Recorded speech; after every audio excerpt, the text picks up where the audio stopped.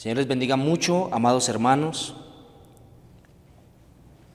Yo sé que cada uno de nosotros vivimos dentro de civilizaciones particulares y dentro de comunidades particulares donde Dios nos ha permitido empezar a convivir, barrios particulares, hogares particulares, y todo de una forma particular se condensa en que estamos compartiendo con otras personas. Dios ha constituido el mundo de una forma particular. Él diseñó las maneras en las cuales Él sería glorificado mediante la extensión de muchas más personas en todo el mundo. Dios se ha agradado en constituir entre nosotros lo que nosotros podemos llamar hoy en día como comunión. Dios nos hizo criaturas para que viviésemos en comunión, no para que viviésemos en una soledad perpetua. Él ha creado personas para que formen civilizaciones. Él ha creado pueblos, ha creado ciudades para que produzcan y vivan compartiendo los unos con los otros.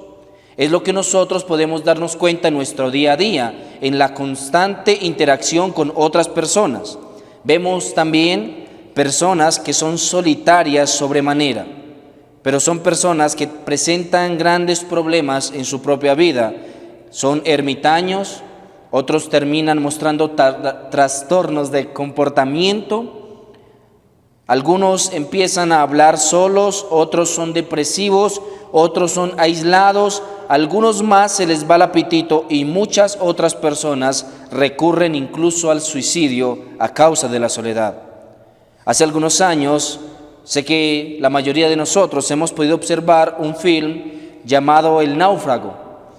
El film se trata de un hombre, el protagonista, que queda encallado en una isla solitaria y lo único que tiene como compañía es una pelota de una compañía llamada Wilson, a la cual él bautiza con este mismo nombre. Yo sé que es algo cómico si la hemos podido ver, pero representa también el hecho de que nosotros no hemos sido creados para vivir en soledad, sino que hemos sido creados para vivir en comunidades. Pero aparte de eso, Dios se separó para sí mismo una comunidad en específico, a la cual Él le dio una bendición especial porque ha sido una comunidad y la ha creado para que sea una comunidad humilde, una comunidad que ha sido menospreciada a través del tiempo, ha sido perseguida, pero aún así disfrutaría esta comunidad de la bendición especial de Dios, de su protección especial, de tesoros infinitos en la eternidad y también de su presencia especial. Esa comunidad que Dios ha elegido y ha disfrutado de privilegios increíbles porque Él les ha dado la ley para que se comportaran correctamente, Él les dio las bendiciones para que lo tuviesen a Él como Dios, les dio una forma de obtener el perdón por medio de los sacrificios.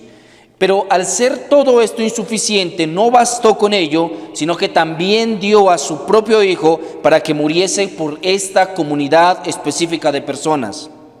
Los ha separado de los demás, no porque sean mejores personas que otros, no porque sean superiores en su composición física, no porque sean personas mejores que los demás, sino porque son grandemente necesitados y necesitados de un regalo de gracia que los pudiese acercar nuevamente a Dios.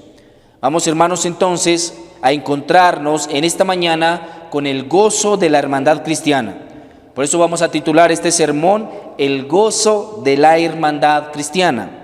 Acompáñenme, por favor, vamos al Salmo 133 y vamos a leer este extenso salmo que está compuesto por solamente 3 versículos. Salmo 133, versos 1 al verso 3. Dice la palabra del Señor: Mirad cuán bueno y cuán delicioso es habitar los hermanos juntos en armonía. Es como el buen óleo sobre la cabeza, el cual desciende sobre la barba de Aarón y baja hasta el borde de las vestiduras, como el rocío de Hermón, que desciende sobre los montes de Sión, porque allí envía Jehová salvación y vida eterna.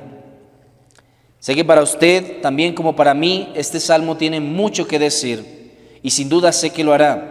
Pero déjeme por favor un momento, yo coloco delante de usted tres puntos especiales que podemos considerar en él. En el versículo 1 nos podemos encontrar con un cántico de hermanos. Dice: mirad cuán bueno y cuán delicioso es habitar los hermanos juntos en armonía.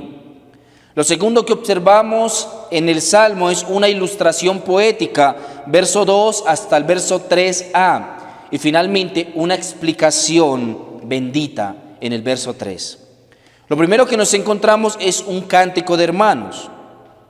Pero antes de entrar en la porción como tal del Salmo, yo quisiera que nos centráramos por un momento en un pequeño titulito que hay en todas las Biblias antes de entrar directamente al Salmo.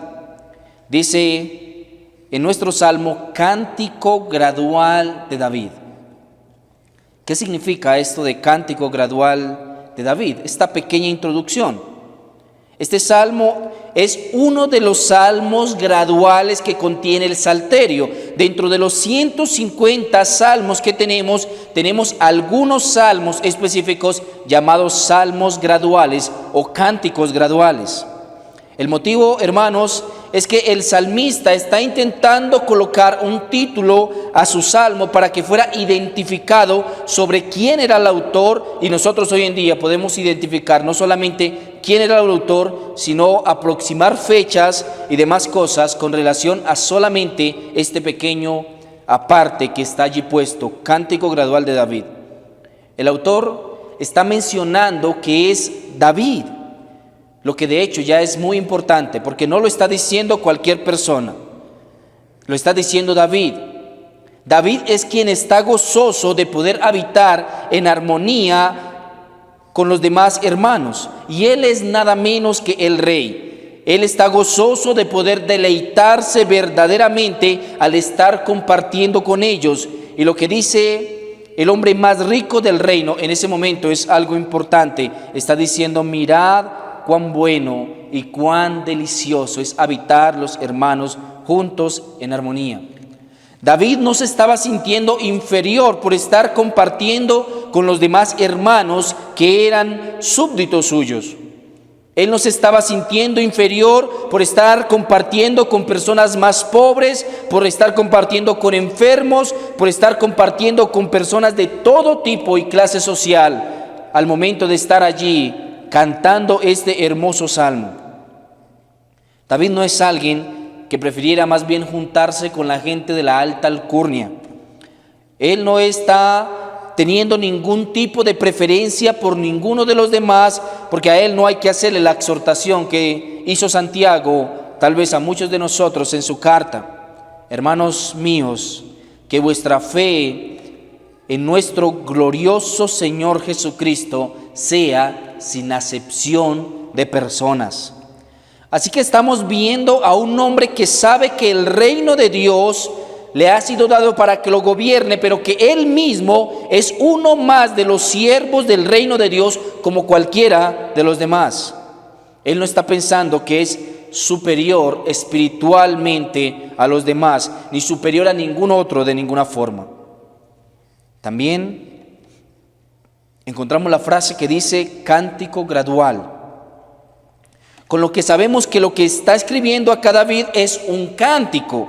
Él no está escribiendo una prosa, él no está escribiendo una narración, él está escribiendo un cántico. No es solamente una expresión poética, no es solamente una prosa, es una forma de cantar una frase en específico o un salmo en específico. Él está esperando que las personas que lean este salmo no solamente lo reciten, sino que lo canten. Él está esperando que las personas cuando lo lean puedan glorificar a Dios mediante la comprensión de esta verdad de manera cantada. Apreciados amigos, en la Biblia nos encontramos 15 cánticos graduales, los que están comprendidos entre el capítulo 120 y 134 de la Biblia. Es un cántico de peregrinos. Cada año los israelitas deberían peregrinar hasta Jerusalén, ir caminando desde su lugar donde se encontraran hasta Jerusalén para encontrarse en el templo, todos juntos como hermanos, adorando a Dios. Habrían caminantes que se encontrarían en grupos, y ellos como caminantes al encontrarse en grupos estarían cantando mientras iban caminando. Ellos subirían a regocijarse en el templo de Dios, y esto era para ellos uno de los eventos más elevados que podía encontrarse en todo su sistema de adoración. Estos 120 cánticos, estos 14 cánticos graduales, desde el 120 hasta el 134, son 15 cánticos graduales, están mostrando el ascenso gradual de unas personas que están caminando hacia el templo mientras están cantándole a Dios diversas verdades de la gran alegría que significaba para ellos poder irse a encontrar en el templo, porque el templo era para ellos su centro de adoración, como todavía continúa siendo el centro de disputa en el Medio Oriente. Estos 15 cánticos graduales están escritos hace aproximadamente unos 3000 años hasta hoy, y aún hoy en día continúan diciéndonos gloriosas verdades que entran en nuestro corazón, se radican allí en nuestro corazón, y nosotros podemos disfrutar grandemente de estos salmos. Estos salmos, hermanos, fueron y seguirán siendo fundamentales en la adoración de todo creyente. Porque son salmos, hermanos, no para cantarse o para utilizarse de una forma individual, aunque de hecho lo hacemos, sino que han sido escritos para utilizarse en un ambiente colectivo, en un ambiente de comunidad, en un ambiente de adoración. Ellos subirían cantando a Dios, y mientras iban caminando al cantarle a Dios hacia el templo, ellos estarían también orando. Esto hacía parte de sus oraciones. Ellos recitarían estos salmos. Estos cánticos serían parte fundamental de la forma en la que ellos adorarían a Dios. Los judíos no solamente entonaban estos salmos, sino que los memorizaban. Mientras ellos estaban caminando, ellos deberían ir recitando los salmos que ya habían memorizado, porque durante el tiempo en que ellos estaban allí en el templo, envueltos en toda su adoración, Dios no estaría siendo honrado si ellos no hacían su mayor esfuerzo en su peregrinaje hacia el templo de Jerusalén. Ellos deberían aprendérselo, deberían tenerlo en su corazón, deberían cantarlo. Esto era un requisito judío en las fiestas que ellos celebraban, un requisito para las fiestas de los tabernáculos, un requisito para la Pascua, un requisito para la cosecha, un requisito para cada una de las caminatas que ellos iban teniendo. Hermanos, la tradición entre los judíos fieles, piadosos, era que ellos siempre que iban caminando de un lugar a otro, porque eran grandes sus caminatas, eran largas, para irse a visitar una persona familiar de este lugar a este otro lugar, muy probablemente tendría que caminar como mínimo 2 días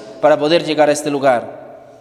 Y en su caminata, el caminante iría cantando gozoso estos salmos que habían sido escritos a Dios. También escribiría los propios y oraría sus propias oraciones. Pero debería llegar al templo preparado. Era una antesala de la adoración en el templo. Nos encontramos el Salmo 121, por ejemplo, que hace parte de estos cánticos graduales, diciendo esto: ay de mí, porque soy peregrino en Mesec y habito en las tiendas de Cedar. Demasiado tiempo ha morado mi alma entre los que odian la paz. Él se iría purificando en el camino mientras iba su peregrinaje. Dice nuevamente en el Salmo, ese que acabo de leer, es el Salmo 120, 5 y 6, 121, 1 y 2. Dice: levantaré mis ojos a los montes, ¿de dónde vendrá mi socorro? Mi socorro viene de Jehová, que hizo los cielos y la tierra. O sea, ¿se imagina usted a esta multitud yendo hacia el templo y cantando estas cosas? El Salmo 125 nos presenta una imagen muy similar. Los que confían en Jehová son como el monte de Sión, que no se mueve, sino que permanece para siempre. Como Jerusalén tiene montes alrededor de ella, así Jehová está alrededor de su pueblo. Iba en ascenso. Cada uno de estos salmos iba llevando a las personas a una cumbre, a un éxtasis del cual ellos podrían disfrutar. Salmo 126. Cuando Jehová hiciere volver la cautividad, seremos como los que sueñan. Entonces nuestra boca se llenará de risa y nuestra lengua de alabanza. Entonces dirán las naciones, grandes cosas ha hecho el Señor. Salmo 130. Y Él redimirá a Israel de todos sus pecados. Llegando entonces así, hermanos, a una cumbre que es el salmo en el cual estamos centrándonos el día de hoy, el Salmo 133, el penúltimo de los salmos graduales. Dice, lo acabamos de leer hace un momento: mirad cuán bueno y cuán delicioso es habitar los hermanos juntos en armonía. Y luego da la razón al final de nuestro pasaje: porque allí envía Jehová bendición y vida eterna. Como vemos, queridos hermanos y amigos, David está llamando a las personas a mirar cuán bueno es habitar los hermanos juntos en armonía. Y esto tiene un valor profundo para Dios, porque si hemos observado, hermanos, parece que los tiempos han cambiado tanto para nosotros que las personas hoy en día no se deleitan en la unidad entre los hermanos. Parece que esta unidad entre los hermanos se ha convertido en una especie de fantasía que nadie quiere ni está dispuesto a guardar. David, por el contrario, está exaltando el valor de lo que significa ser parte de una hermandad, la hermandad de los escogidos de su pueblo, de los escogidos de Dios, aquellos que Él ha llamado con llamamiento santo, aquellos en quienes ha puesto la gracia irresistible para hacer parte de una nueva comunidad, una congregación de fe. Habitar los hermanos en armonía es algo valioso, porque allí es donde Dios muestra su misericordia y transforma a sus hijos. Allí es donde Él los pule, pero al mismo tiempo allí es donde también los ayuda a que mantengan unidos mediante su Espíritu Santo. La hermandad entre creyentes es algo tan valioso que Cristo les da autoridad a ellos cuando hay 2 o 3 reunidos para atar o desatar cosas en esta tierra y en el cielo. Vivimos, hermanos, en una sociedad creciente, donde las personas cada día están más sumergidas en su propio mundo. Incluso el crecimiento de los medios tecnológicos y el avance de los medios de comunicación, los celulares, los computadores, la realidad virtual y cualquier otra cosa que te imagines, no está ayudando mucho a que esto sea una realidad en medio de los creyentes que son verdaderamente creyentes. Está haciendo personas mucho más intrépidas. Incluso observamos a las personas en la iglesia, sentadas en la silla de la iglesia, mientras están escuchando los sermones, jugando en sus celulares, respondiendo los mensajes que le envía un amigo en su teléfono y haciéndose el que está leyendo la Biblia en su dispositivo. Estamos cada día mucho más ensimismados, dirían los argentinos. Estamos más metidos en nosotros mismos, y aunque las distancias cada día son más cortas porque las ciudades se van aglomerando en un lugar determinado, parece que la distancia cada día es más grande entre un hermano y otro hermano. Hay excusas para todo, sin duda. La distancia para ir a visitar a este hermano es muy grande. El tiempo que yo voy a gastarme por esto, por aquello, porque mi familia, porque necesito tiempo con estos, porque necesito tiempo con aquellos, porque los padres. Pero, queridos hermanos, por más excusas que saquemos, el diseño legítimo de Dios no puede ser burlado. Nosotros podemos sacar muchas excusas para no compartir con los hermanos, pero, queridos hermanos, estoy seguro de que una de las estrategias más exitosas que ha tenido Satanás es separar a los hermanos. Porque Él sabe que siempre que una persona esté separada de las demás, como un soldado que se aparta de su batallón, se encuentra desprotegido por los demás, asimismo un creyente separado de la hermandad cristiana es un creyente propenso a ser devorado por Satanás. Los hermanos se encuentran distantes de los demás. Ellos se han vuelto perezosos y también orgullosos y no quieren compartir con el hermano. Han menospreciado el gran valor que Dios ha dado de constituir un pueblo y no personas individuales. Por más raro que te parezca esto, querido hermano, Dios no vino a salvar a una persona, Él vino a salvar a un pueblo. ¿Quién está diciendo, hermanos, cuán bueno y cuán delicioso es habitar los hermanos juntos en armonía? El que lo está diciendo es una persona que se ha criado en una cultura donde para visitar a uno o al otro tienen que pasar varios días. Tal vez tendrán que acampar en medio del desierto y tendrán que estar siendo abrumados por el frío y sujetos al peligro de las fieras salvajes, pero es algo que hacen para estar los hermanos juntos en armonía. Dios no se goza en los hermanos que están distantes los unos de los otros. Es necesario que nosotros como participantes de un mismo pueblo tengamos la visitación entre hermanos como algo en alta estima.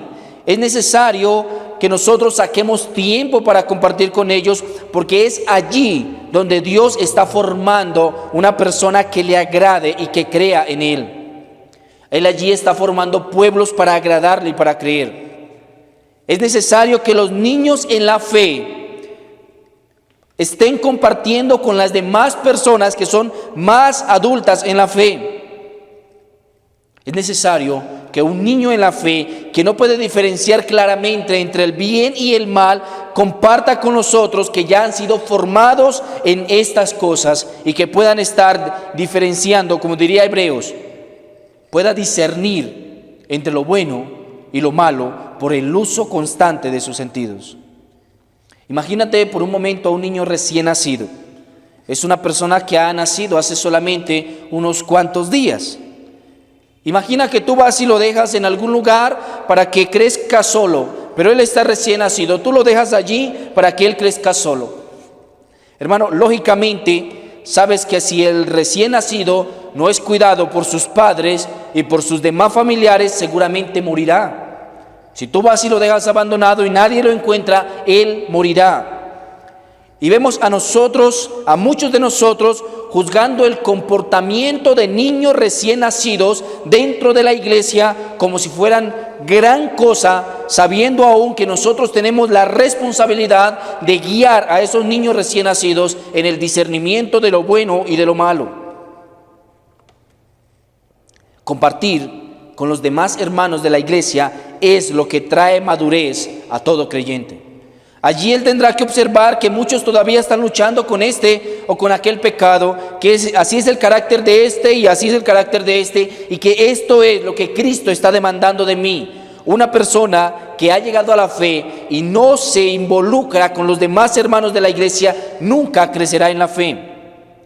Encontramos en las iglesias a muchos ancianos. Y cuando me refiero a ancianos, me refiero a personas de bastante edad, de años como creyentes, tristes en la iglesia porque piensan que no tienen nada que puedan hacer en la iglesia. Y no se dan cuenta el gran valor que significa la experiencia que Dios les ha dado como ancianos dentro de una congregación. Y que ellos están siendo responsables por el cuidado de los más jóvenes, por la enseñanza de los más jóvenes y por su educación y su fe también. Pablo le dice a Timoteo, hablando de las ancianas, mujeres de edad de la iglesia, que la labor de ellas dentro de la iglesia es enseñar a las más jóvenes. Este versículo es tal vez uno de los más olvidados hoy en día entre los creyentes. Ya no es tan deleitoso para los creyentes compartir con los otros, no es delicioso para ellos. Y por causa de esto, la iglesia cada día se va enfriando mucho más, porque pierde el valor de los hermanos reunidos.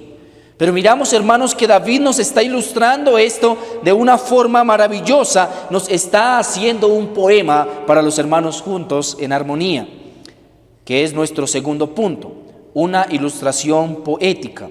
Verso 2 hasta el verso 3a. Es como el buen óleo sobre la cabeza, el cual desciende sobre la barba de Aarón, y baja hasta el borde de sus vestiduras, como el rocío de Hermón que desciende sobre los montes de Sión. Él compara estar los hermanos habitando juntos en armonía como un perfume que se echa sobre la cabeza. Un perfume que se echa sobre la cabeza, o un aceite que se echa sobre la cabeza y refresca todo el cuerpo. Dice que desciende sobre la barba de Aarón. Sin duda, Aarón se hizo famoso por su prominente barba, y era una barba que procuraba nunca cortar su punta, así que nunca dejaría entonces cortar su barba. Cortar la barba para cualquier persona era una señal de luto, era una señal de tristeza.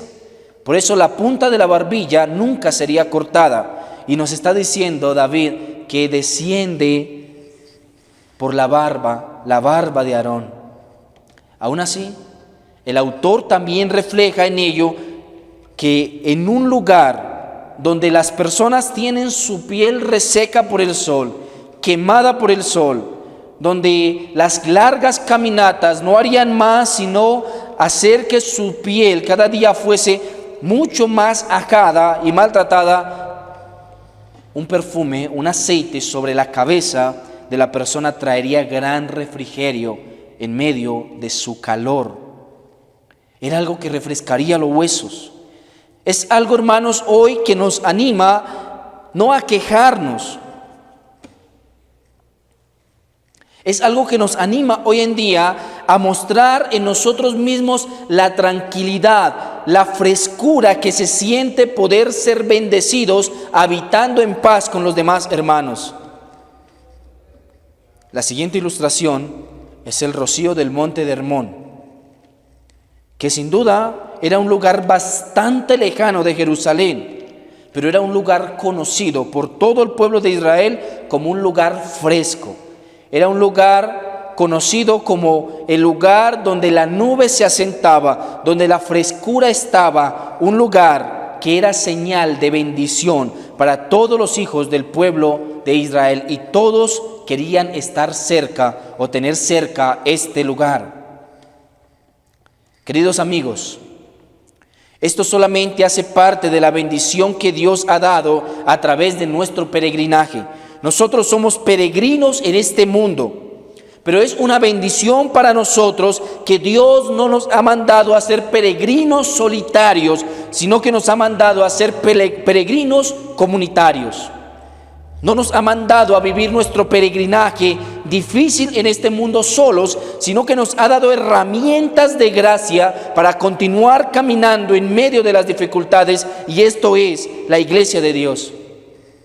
Anhelamos, hermanos, ver hoy en día el comportamiento de la iglesia primitiva, una iglesia que lo compartía todo.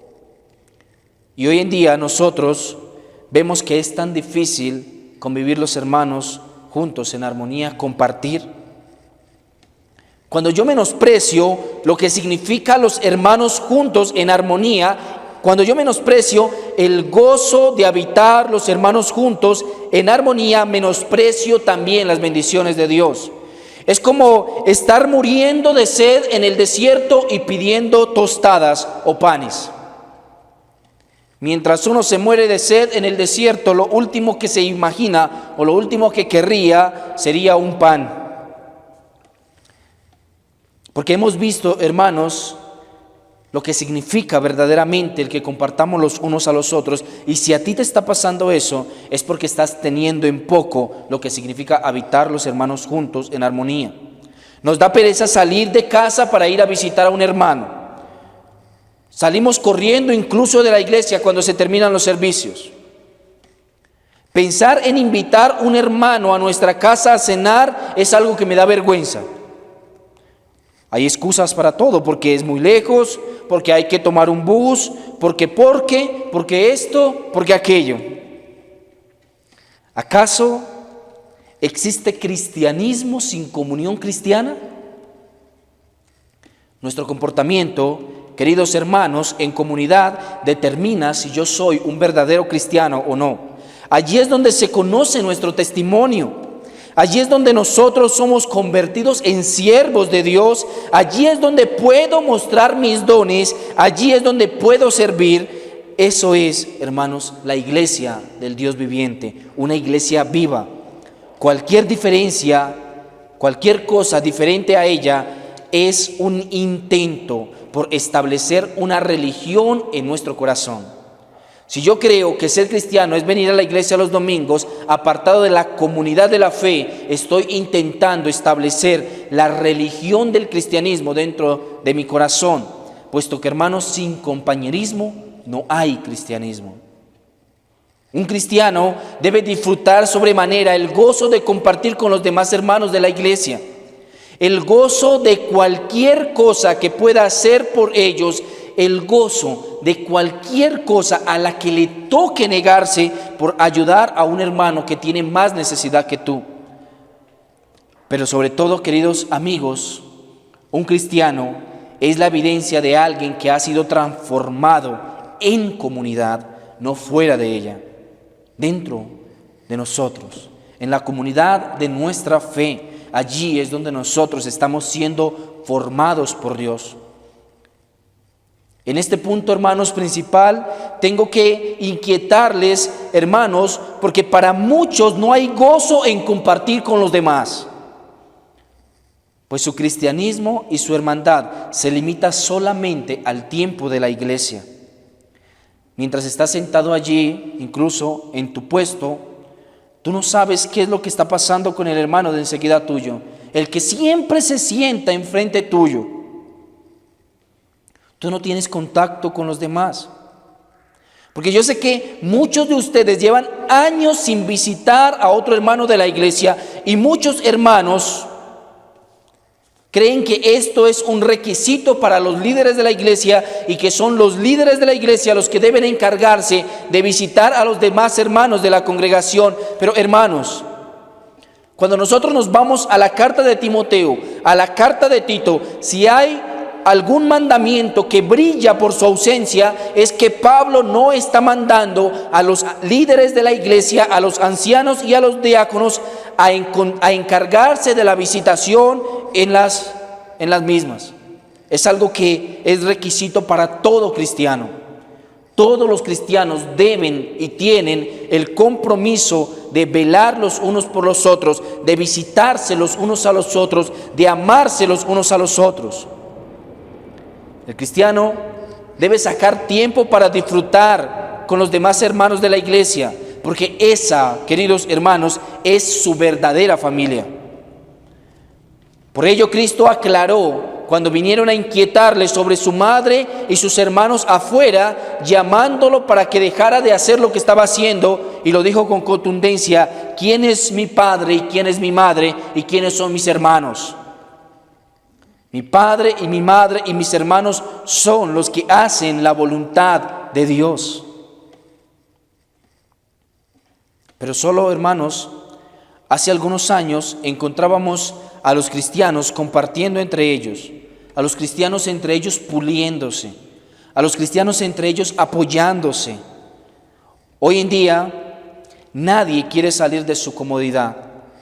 Hoy en día siempre hay formas de colocar excusas, porque es que tengo este problema, porque es que se puede presentar este problema, porque es que aquella persona puede decir esto, aquella puede pensar aquello.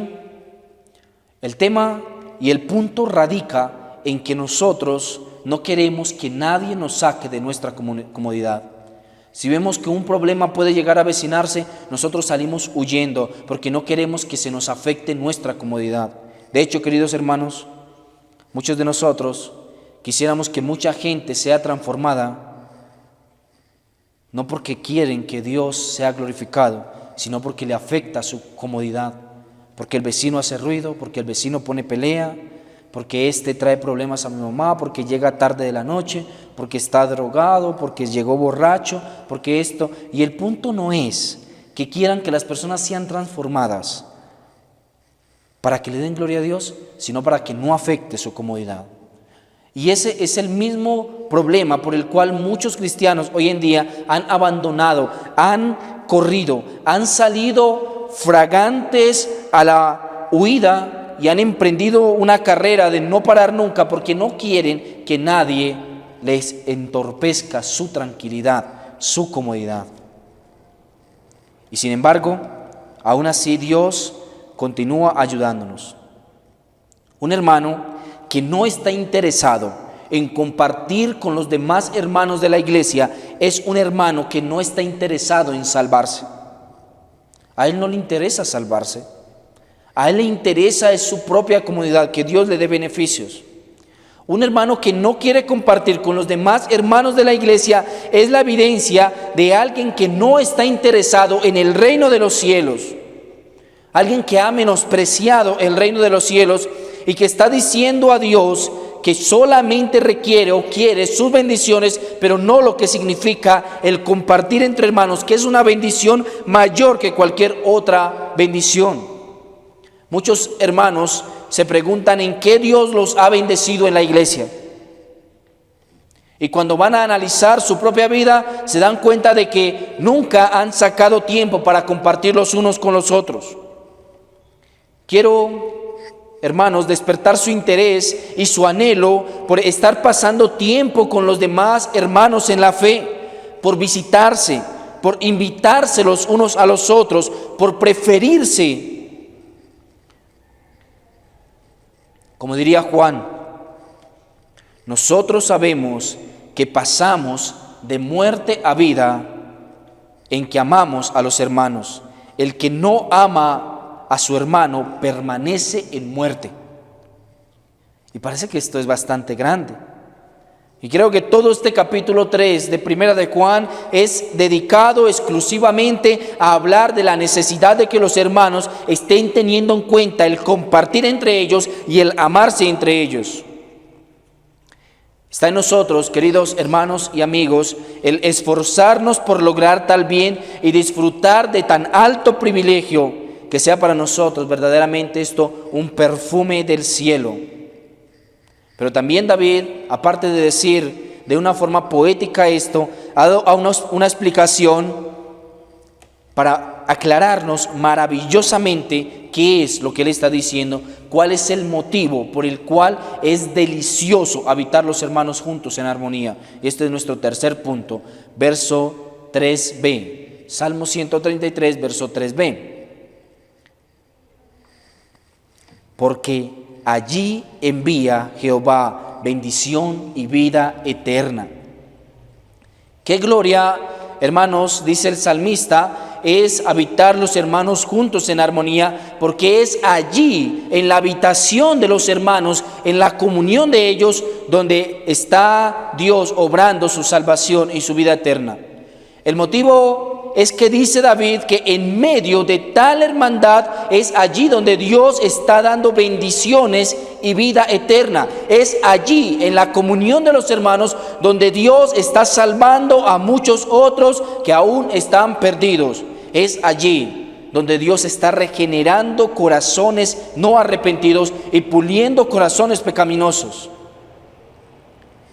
En ese interés, entonces, nosotros podemos encontrar una fuente rica, hermanos, de regalos de Dios, porque estamos valorando correctamente las cosas que Dios nos ha dado. Y qué mayor cosa que Dios nos ha dado que el privilegio de vivir en comunidad, compartiendo los unos con los otros. David también se refiere al lugar. Él está diciendo que allí, porque allí envía Jehová salvación o bendición y vida eterna. Se refiere a un lugar porque es en este lugar en donde se está efectuando el regalo poderoso, precioso de Dios, que es darle eternidad de vida a las personas que ha escogido de antemano. Porque está el pueblo que se siente afortunado por haber sido escogido por Dios allí. Allí están compartiendo entre ellos. Allí están cantando entre ellos. Allí están orando entre ellos. Allí están dando gloria a Dios también. La explicación de David radica en una verdadera satisfacción de poder correr junto a los demás, emprender una batalla de vida o muerte acompañados, no solos. Un creyente apartado de su comunidad de fe solamente podría ser devorado por el lobo. Y sin duda lo será. No hay, hermanos, un verdadero creyente por fuera de la comunidad de fe. Hay personas que creen con sinceridad, y si es así, Dios los unirá a una comunidad de fe, porque Él no quiere ruedas sueltas, pues ha hecho un solo cuerpo, engranaje en un solo cuerpo, y ha formado piezas que se ayudan entre sí, que se moldean entre sí, que funcionan entre sí. Una iglesia no está constituida por unas 4 paredes y un pastor. Pero la iglesia tampoco está constituida por un creyente en su casa, encerrado en su cuarto. El creyente no está constituido entonces tampoco como creyente al escuchar mensajes por internet. La iglesia no es, queridos hermanos y amigos, nada que yo pueda encontrar en las redes sociales.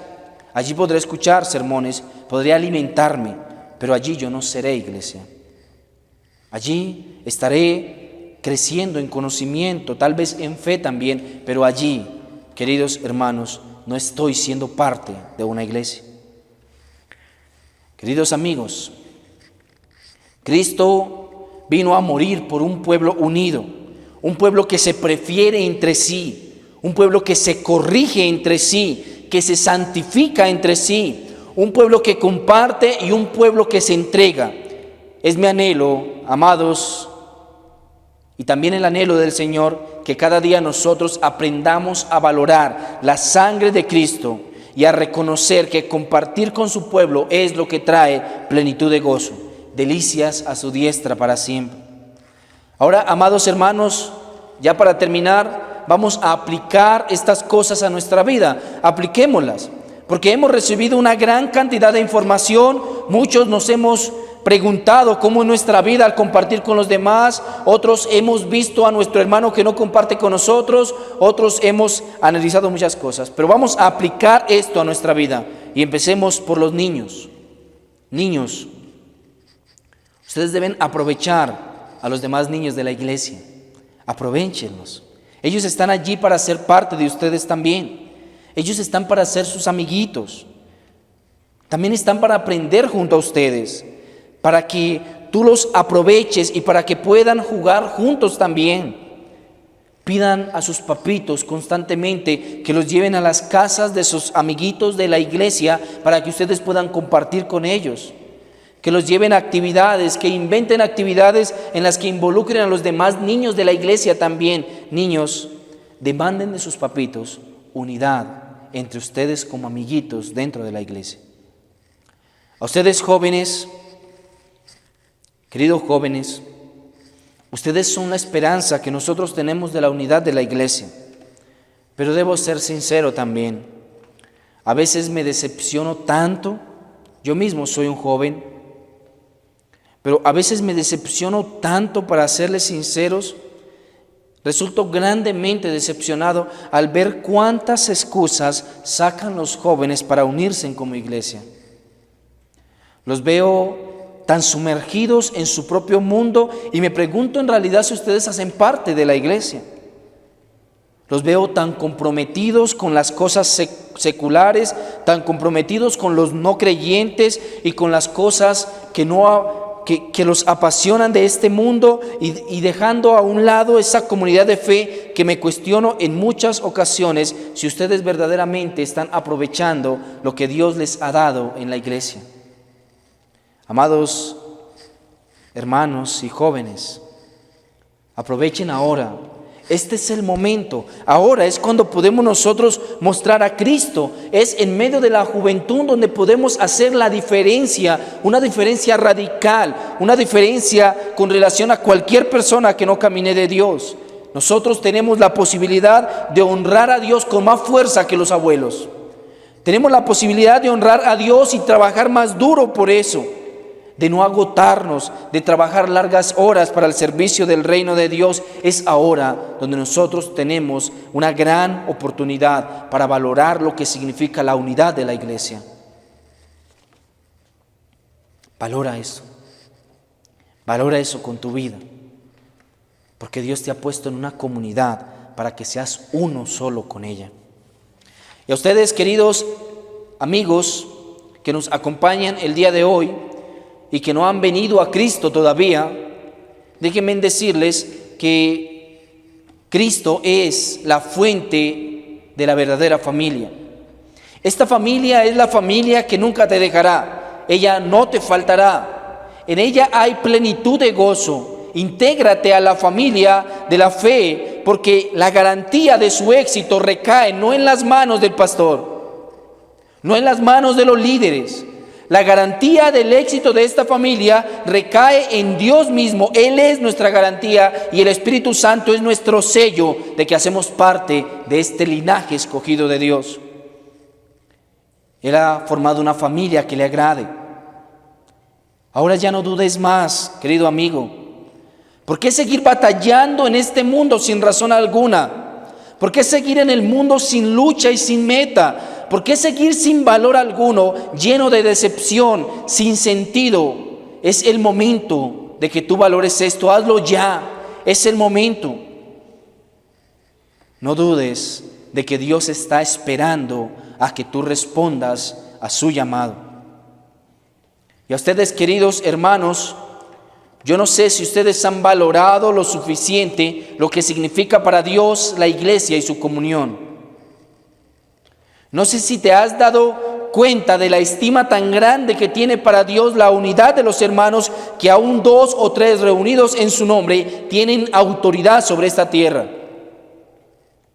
No sé si te ha faltado estima, si has preferido más cualquier otra cosa antes que esa unidad de la fe, si estás sacando excusas constantes, si estás colocando otras cosas por encima de lo que significa estar reunidos los hermanos juntos en armonía.